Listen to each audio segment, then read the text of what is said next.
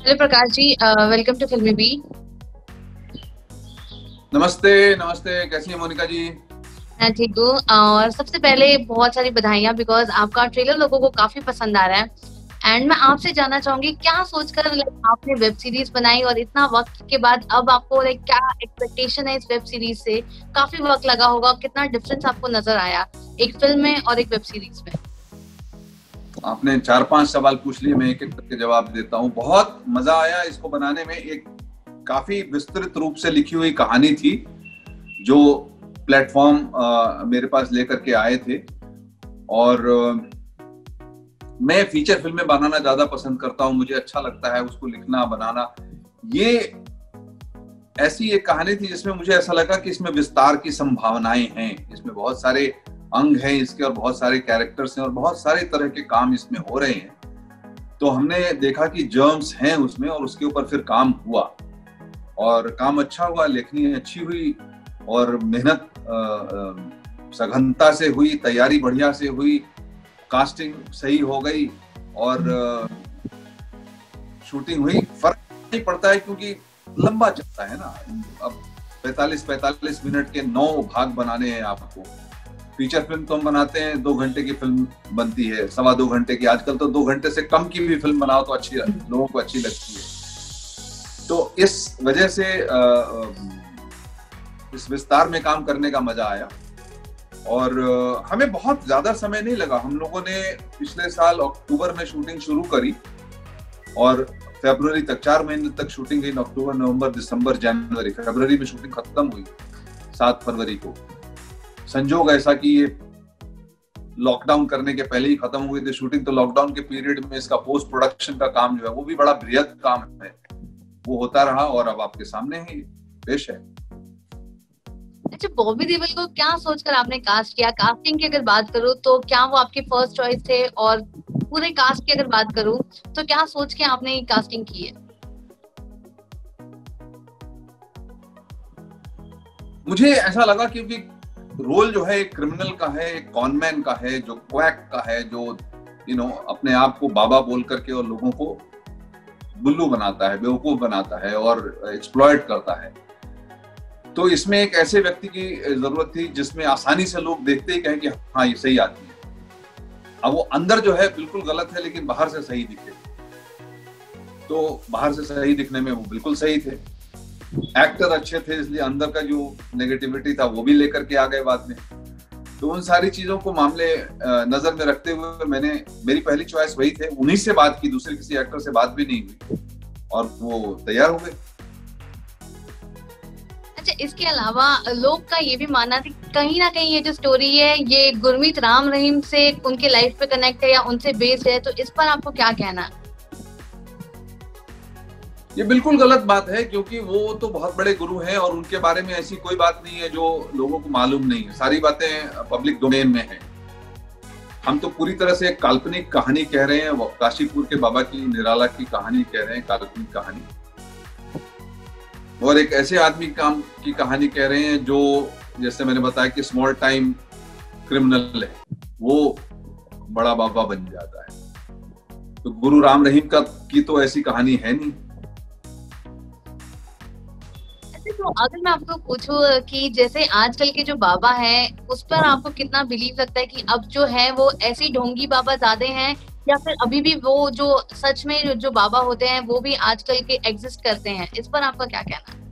बिल्कुल एग्जिस्ट करते हैं। हमारा हिंदू धर्म महान धर्म है। हमारे हिंदू धर्म में गुरु, संत, देवी देवता, सीकर्स जो ढूंढ रहे हैं, मतलब कहाँ कहाँ लोग बैठे हुए हैं, कितने बड़े बड़े हमारे पीठ हैं, हमारे मठाधीश हैं, अखाड़े हैं।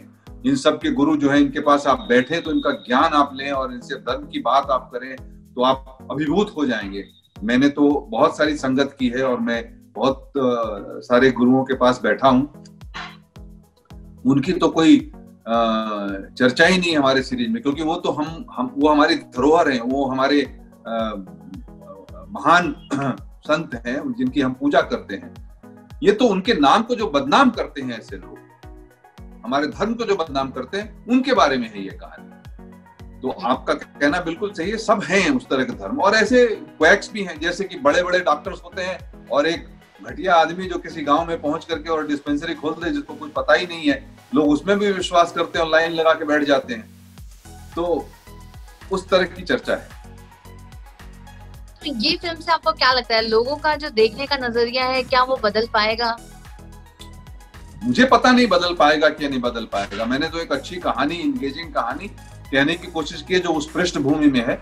अगर बदले लोगों का नजरिया तो मेरे लिए बोनस रहेगा, नहीं तो कम से कम हमारी कहानी को एंजॉय तो करेंगे लोग। ओके, एंड अगर मैं आपको पूछूं कि कोई भी आपकी फिल्म जो अब तक आपने बनाई हो उसको रीमेक करने का मौका मिले तो आप अपनी ही कौन सी फिल्म को रीमेक करना चाहोगे? रीमेक तो नहीं होता है, उसकी एक्सटेंशन होती है। हाँ, उसी को रीमेक करने का तो कोई मतलब नहीं होता है। अभी हमारी फिल्म परीक्षा रिलीज हुई जो एजुकेशन को लेकर के थी, बहुत लोगों को पसंद आई।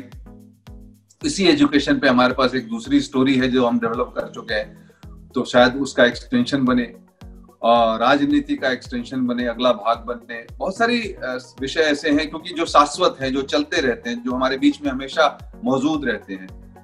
पुलिस एक ऐसा विषय है जो जिसके ऊपर में लगातार फिर एक दूसरी कहानी डेवलप हुई है। तो ये चीजें हैं अपने हिसाब से चल रही है। कहानी दूसरी है, ऐसा नहीं कि जो कहानी वहां छोड़ी गई वही कहानी बढ़ रही है, लेकिन उसी विषय को लेकर के है, उसी मानस को लेकर के है, उसी साइकोलॉजी को लेकर के है। तो उसको कह सकते हैं कि वो एक्सटेंशन है। पॉलिटिक्स और क्राइम के अलावा कभी आप लव स्टोरी भी बनाओगे? बिकॉज लोग आपको as a love story director भी देखना चाहते हैं। हाँ, बट मैं लव स्टोरी बनाऊंगा उसमें भी लोग पॉलिटिक्स ही ढूंढेंगे। ये बात तो बहुत सही कही आपने कि लव स्टोरी बनाना उसमें भी लोग पॉलिटिक्स कहीं ना कहीं ढूंढेंगे। लेकिन अगर मैं आपको पूछूं कि अगर ये लॉकडाउन के समय में अभी लोगों का जो नजरिया है बॉलीवुड को वो देख के काफी बदल गया है, तो अब आपको क्या लगता है कि ये जो लोगों का नजरिया बदला है ये बॉलीवुड के लिए कितना सही है या गलत है? पता नहीं सही है या गलत है, क्योंकि समय ही बताएगा। लेकिन हाँ, अगर बदलाव आया है तो कुछ अच्छा ही होगा। अब लॉकडाउन के बाद भी अगर ये नजरिया मेंटेन रहता है तो बढ़िया। लॉकडाउन के बाद में फिर स्टार्स के लोग फिल्में देखना शुरू कर देंगे, और जो कह रहे हैं बाहर से आए हुए लोगों को काम नहीं मिलता, तो बाहर से आए हुए लोगों को अगर काम मिले और उनकी भी फिल्में लोग जाकर के देखें और उसको हिट कराएं तो मजा आएगा, फिर हमारे लिए अच्छा हो जाएगा। सही, बहुत सही बात की आपने कि बाहर से लोग आते हैं, ऑब्वियसली बहुत स्ट्रगल रहता है उनके लाइफ में। तो अब आपको क्या लगता है कि अब उनको मौका मिलेगा? ये जो नेपोटिज्म वर्ड को बहुत यूज किया जा रहा था, अब आपको लगता है ये मौका ऑडियंस देगी, क्योंकि ऑडियंस ही हिट कराती है, ऑडियंस ही पहचान देती है, ऑडियंस ही नाम देती है। ऑडियंस अपनी पावर को कम ना समझे। सही बात। मुझे तो फिल्म मैं किसी के साथ भी बना लूं, मैं नए आदमी के साथ, मैंने परीक्षा बनाई, मैंने आदिल हुसैन के साथ बनाई, ऑडियंस ने उसको पसंद किया, वो चल गई फिल्म। राइट। तो इसी तरह से आदिल हुसैन तो एक स्थापित कलाकार थे, लेकिन अगर बिल्कुल ही नए आदमी को लेकर के बनाता और सिनेमा में रिलीज होती और तब ऑडियंस जो है उसको जा करके देखती और उसको हिट करा देती तो बहुत अच्छी बात होती। तो ये जितने अब अगर स्टार्स के घर से आए हुए बच्चे या स्थापित कलाकार जो हैं उनकी फिल्में ना देखे ऑडियंस, और जो नए लोग आते हैं, बाहर से आते हैं, जो मेहनत करके अपनी जगह बनाते हैं, उनकी फिल्म देखने को जाए तो ऑडियंस तो किसी को भी स्टार बना सकती है। सही बात है। तो आपको लगता है कि ये चीजें अब बदल गई हैं, अब लोगों का नजरिया बदल गया है? मुझे पता नहीं है। मैं देखना चाहता हूँ कि ये मानस, अगर इस चीज को, ये बदलाव अगर आएगा ऑडियंस के सोच में, विचार में और देखने में बदलाव आएगा तो असली बदलाव आएगा। ऑडियंस अगर सिर्फ खाली ये कहे कि नहीं इसकी फिल्म मत देखो, अरे इसकी फिल्म मत देखो से नहीं हुआ ना। जो उसकी फिल्म, जिसकी बात तुम कर रहे हो, उसकी फिल्म देखो, बराबर। तब असली बदलाव आएगा ना। अच्छा, लेकिन अगर मैं पूछूं स्टारगेट जैसे अभी सड़क 2 हो गई, कूली नंबर 1 हो गई, काली पीली, ये जो मूवीज को ट्रेलर पे इतने डिसलाइक्स आए हैं, लोग इसे बॉयकॉट करने की बातें कर रहे हैं, एक सेक्शन रखा है जिनको लोग कहते हैं सोशल मीडिया पर कि इनकी सारी फिल्में बॉयकॉट करो, ये आपको किस हद तक सही या गलत लगता है? मैं इसके बारे में अभी कह नहीं सकता हूँ, क्योंकि इसका वाकई असर क्या होगा जब सिनेमा हॉल्स खुलेंगे और चलेंगे, क्योंकि ओटीटी पे तो आप माप नहीं कर सकते हो कौन सी चीज कितनी चली नहीं चली, कुछ पता नहीं चलेगा। मैं इंतजार कर रहा हूं कि सिनेमा हॉल्स खुले, मैं इंतजार कर रहा हूं कि मैं नए लोगों के साथ में काम करने की कोशिश करूं और ऑडियंस उनको पहचान दे, हम्म। अब ऐसा अगर संभव हो सका तो बहुत ही अच्छा होगा, ये क्योंकि हमारे लिए भी आसान नहीं होता। ये बड़े बड़े स्टार जो हैं या इनके जो फिल्मी घरानों के बच्चे हैं उनको अपने प्रोजेक्ट्स में लाना और उनके साथ काम करना हमारे लिए भी आसान नहीं होता। लेकिन अगर एक ऑडियंस के मन में बात अगर आ जाए कि ऑडियंस कहे कि नहीं, जो अच्छा काम करता है, जो बाहर का भी आदमी है, कोई दिक्कत नहीं, पहली बार भी काम करना है, कोई दिक्कत नहीं, हम जाएंगे उसकी फिल्म देखेंगे। अगर, क्योंकि ऑडियंस सबसे बड़ी चीज है, वही तो हिट बनाती है। हम तो हर बार नए लोगों के साथ काम करना चाहते हैं। सही बात है। लेकिन अगर मैं पूछूं सोशल मीडिया, इसको आपको कितना लगता है कि इसमें जो है बहुत वजन है, या सोशल मीडिया के जो लोग हैं वो बहुत ही मतलब एक्टिव हैं सोशल मीडिया इस समय, अगर मैं पूछूं आपको तो क्या लगता है कि ये जो है ये वेस्ट ऑफ टाइम है, या सच में सोशल मीडिया के पास उतना पावर है कि वो कुछ भी चीजें बदल सकते हैं? ये अभी तक देखना बाकी है। मैं सोशल मीडिया पर बिल्कुल हूं नहीं, इसलिए बहुत ज्यादा पता नहीं है। लेकिन ये जो आप बात कर रही है ना, ये देखना बाकी है। ये जब होने लगेगा, इसका रिजल्ट जब सामने आने लगेगा तो अपने आप ही बात बन जाएगी। बिल्कुल। और साथ में अगर मैं पूछूं कि सुशांत सिंह राजपूत आज हमारे बीच नहीं है, लेकिन ये जो उनके लिए कैंपेन है ये तभी से शुरुआत हुई है। आप मुझे बताना चाहोगे कि क्या आप उनसे कभी मिले थे या कभी बातचीत हुई थी, या उनके बारे में आपको क्या कहना? बहुत ही अच्छे कलाकार थे और बहुत ही उज्जवल भविष्य था उनका। मुझे ऐसा लगता है उनका चला जाना बहुत ही दुखद है। मैं उनको कभी नहीं मिला, कभी हमारा संयोग लगा ही नहीं आमने सामने आने का, और इसीलिए बहुत अच्छी तरह से उनको जानता नहीं था मैं। बात उनके बारे में मैं सिर्फ ये कि बहुत दुखद बात थी, और उनके परिवार को सांत्वना जो है उसी वक्त रीच आउट करके मैंने दे दी थी। मुझे बहुत तकलीफ थी, उनके पिता के दुख को समझ करके तकलीफ थी कि उस बेचारे आदमी को जिसका सिर्फ एक ही बेटा था, उसको सुशांत की मौत को पूरी जिंदगी जीना पड़ेगा। वो बहुत तकलीफ सालने वाली बात थी। तो मैंने उन तक ये मैसेज पहुंचा दिया था। और इसके बाद मुझे ऐसा लगा कि बहुत सारी आशंकाएं, बहुत सारे भ्रांतियां फैल रही हैं और इस बात का क्लोजर होना चाहिए।